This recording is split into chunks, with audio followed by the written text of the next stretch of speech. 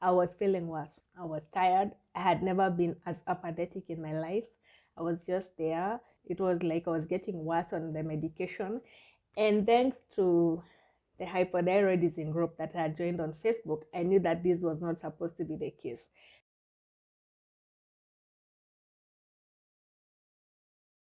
Hello there, and welcome back to these Health Diaries. If this is your first time on this channel, my name is Daisy, aka D, and I am a certified health coach who has been sharing her journey with hypothyroidism. Today I'm going to be talking about why I finally went off levothyroxine and how I'm doing it, because it's a gradual process.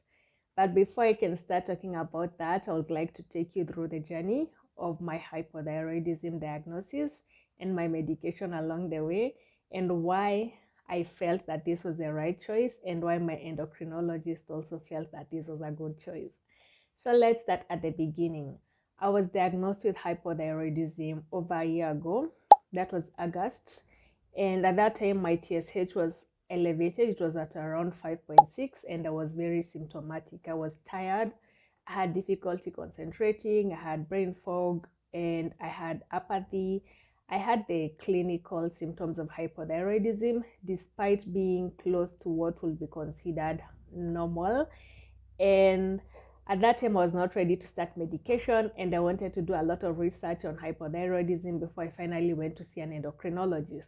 Because at that time, I realized that my TSH was elevated from a random test that my doctor had run. It was not an endocrinologist, and they did not do the full thyroid panel. But given my experience with medical doctors, I wanted to understand what hypothyroidism was before I finally went to see an endocrinologist. And over time, I read so many books from Isabella Wentz. I read some by Dr. Karazian. They were all very interesting, and they allowed me to understand exactly what hypothyroidism was, what caused it, and what labs to request when I finally went to the doctor.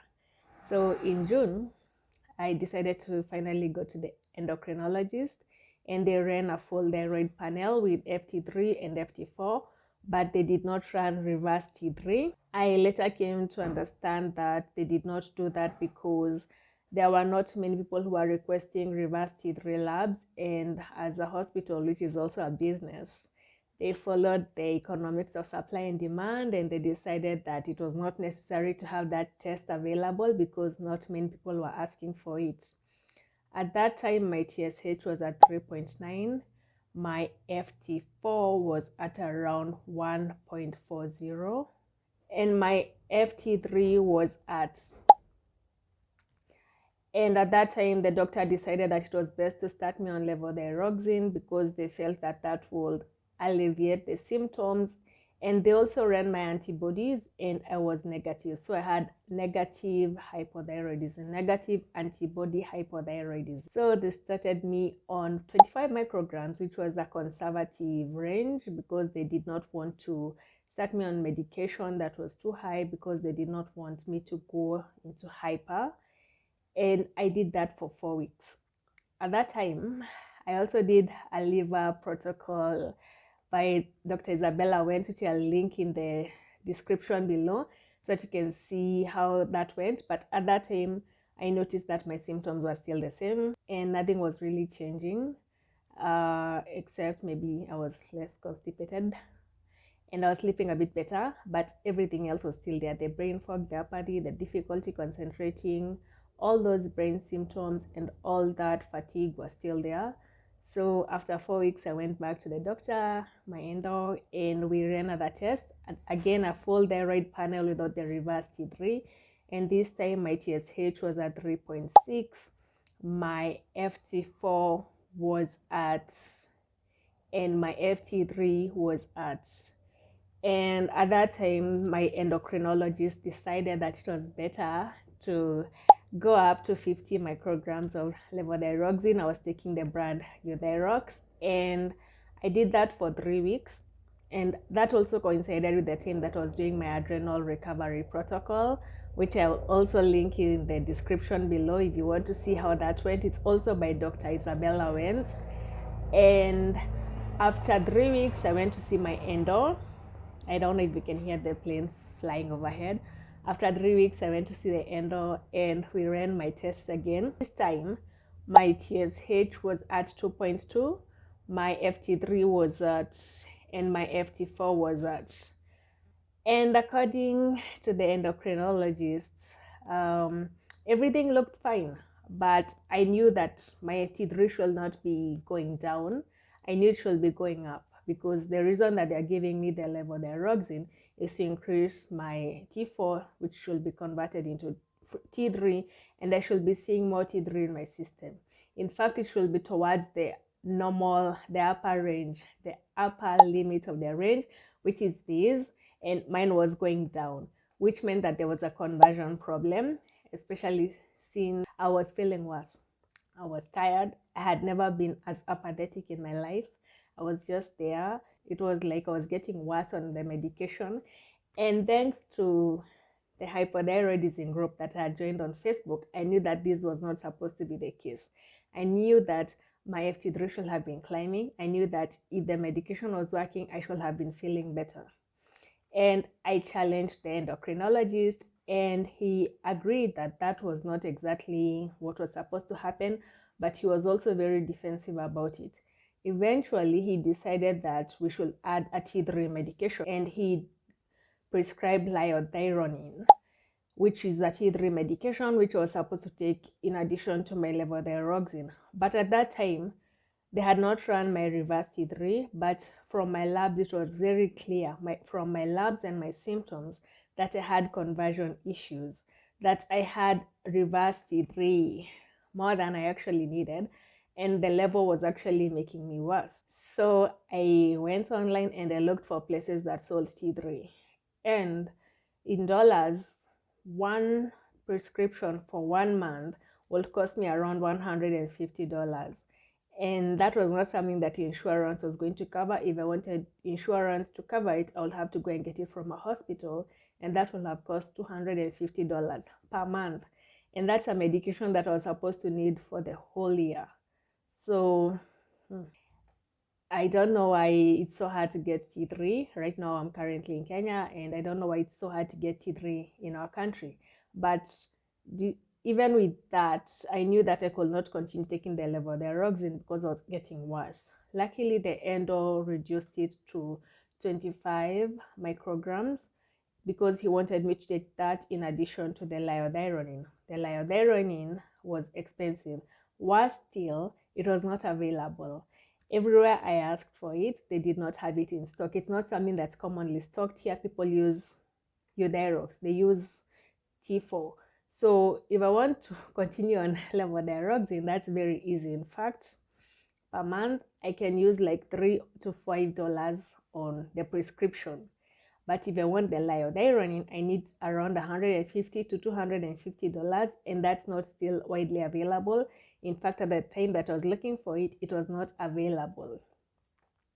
So I was stuck between a rock and a hard place because I could not continue on the levothyroxine and I could not get the T3. So I had nothing to do. So at that time, I decided that it was time to look for another endocrinologist because I could not continue on the level. Because my previous endocrinologist told me it's going to be very hard for you to get T3 in this country. But you're unable to get the T3, you can continue on the 50 micrograms of levothyroxine, the 50 micrograms that were already giving me such a huge conversion problem. It did not make sense to continue taking something that was making me worse. So at that time, I decided to go and see another endocrinologist. This time, she looked at my labs and she looked at the labs at which I was started on the levothyroxine.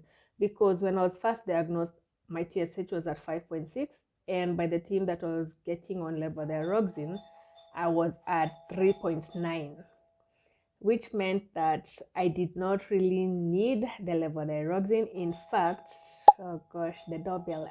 There's a child playing with the doorbell. Okay, which is very annoying. Okay.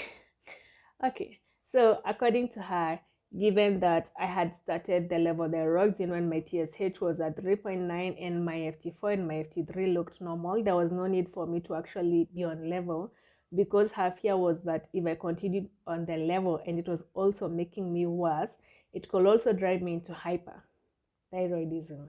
At that point, she decided to run other tests to see whether there was another reason for it. And she was very thorough compared to my previous endocrinologist. My previous endocrinologist was going based on other patients, and they were going based on what they thought was wrong, and they were also going based on what I suggested. Because I remember when I went in, I was like, maybe I have a vitamin D deficiency, and they were like, yeah, let's run that. It's like every time that I suggested something, they would add that to the list of tests that they were going to run, but they were not really coming off from a point of what they knew. It was just a bit confusing. It was more of like I was telling them something, and then they would just add it to the list, and then we would work with the results like we were collaborating. But in this other case, as much as it was a collaboration, she was working from her point of view, her knowledge, her experience with other patients. And she took a very thorough medical history. And from that, she was able to go back, way back to 2021 when I was diagnosed with COVID. And that's when my symptoms actually started, which is not something that I had really considered, because I remember that I actually got my dieting certification in 2021, because that's when my symptoms started, and I got really invested in health and wellness, and I wanted to understand what was really happening with my body. Was it a food coma? What was really happening? And that's when I decided to start investing in D. Yeah, that's when Demanded came to life. But I had never really thought about it in terms of maybe this is what's causing all of these problems. So after she had taken a medical history and looked at all my symptoms and my journey with the fatigue and the apathy and the brain fog and all of that, she was like, do you know that there's something that's called long COVID? And at that point, I just looked at her and I was like, oh gosh, this is so not what I expected.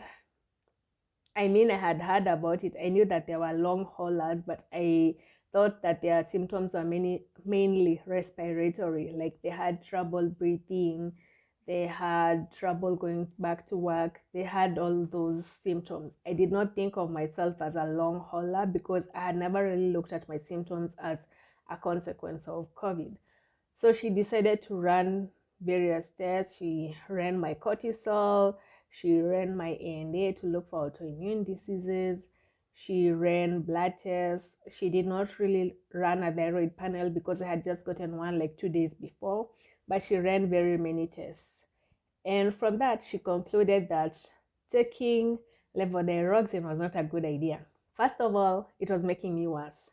Secondly, she did not think that I actually had the kind of hypothyroidism that requires medication. Instead, what she wanted to treat was the actual root cause of the hypothyroidism. And in my case, it came down to my diagnosis with COVID in 2021. So at that time, I was taking 25 micrograms because I had refused to take 50, like my previous endo had prescribed, because at that point, it was just making me worse. I did not see the point of taking something that was going to make me feel worse over time. So she told me to continue on the 25 micrograms and to stagger my doses in a way that I will finally get off the levothyroxine as we waited for my test results. And those are going to take about a week. So for that time, I just took 25 micrograms every day for 5 days. And then after that, I started splitting the pill in half. So I'll take 12.5 on one day and then 12.5 the next day. And I did that for 5 days, because the idea is to get the level out of your system, but not so fast that you end up getting worse symptoms. So I did that. So that's 25 micrograms for 5 days continuously, then 12.5 micrograms every day for 5 days. Actually did that for 6, and now I'm just doing 12.5 today, and then I skip a day, and then tomorrow I take 12.5 micrograms. And that's been better for me. I actually feel like I'm feeling a bit more like myself again. I don't feel as tired, I don't feel as apathetic. The level had taken me to another place, because it was a conversion issue. And with the hospital not testing the reverse T3, they couldn't see it. But at least my symptoms could show me that there was a conversion issue, despite the fact that I was taking selenium and all those supplements that you're told to take. My guts, or yeah, my body was just not converting the T4 into T3, and it was going to get worse if I continued on the levothyroxine. Now that I'm getting off it, I'm feeling better. But that does that mean that I'm not going to address the hypothyroidism at all? No. Right now, I'm just working with my current endo, and we are looking at ways to support my body in healing, because if I can heal from the effects of the long COVID, then even those symptoms of hypothyroidism will also just dissipate over time, and I'll just continue to be better without needing to take a hormone, which is converting into reverse T3 and just making me worse. So that's what I'm doing right now. It's been great. Of course, I'm still supporting my body through gentle wellness and exercise, which is something that I do as a certified diet coach. So right now, I'm just supporting my body with eating right and sleeping enough and taking supplements. I have a full stack that's about to arrive today, and also sunlight and just gentle days and just giving my body time to recover, because pushing through is not a thing that you do when you're sick.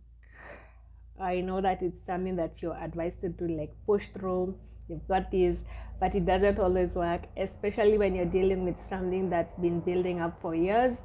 And that's why even in my program, this Better in 90, I don't ask people to push through.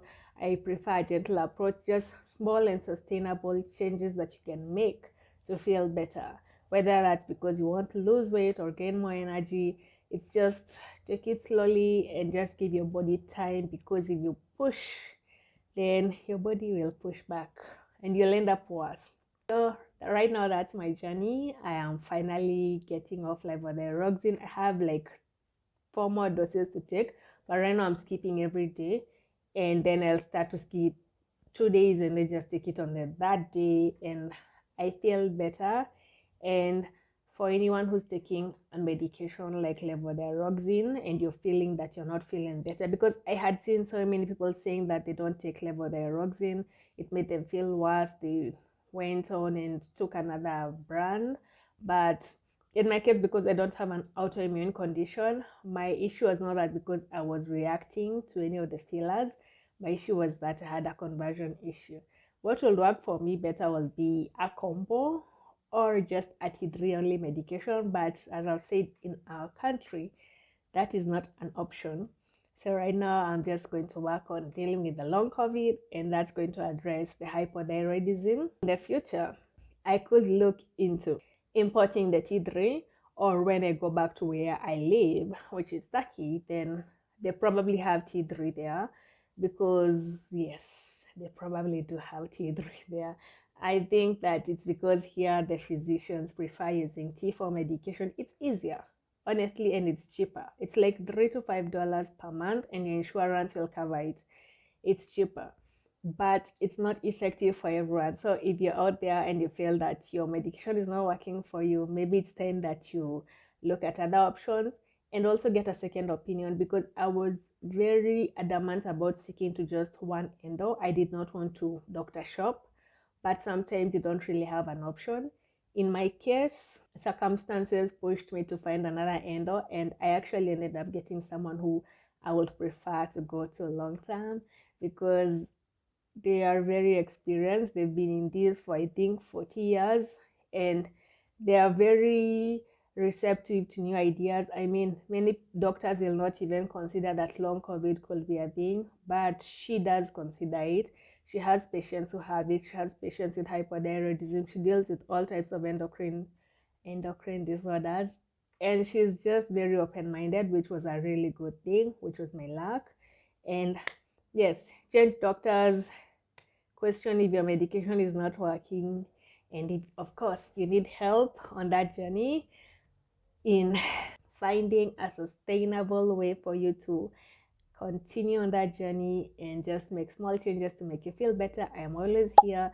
You can use this program, which is my Better in 90, and if you're looking to boost your metabolism, I've got this. If you're also interested in all the other videos that I've made, you can use any of the links in the description below, or my playlist, which is just Hypothyroidism Diaries. And I look forward to seeing you next time. If you'd like, you can always leave me prayer hands in the comments. Okay, thank you. Bye bye.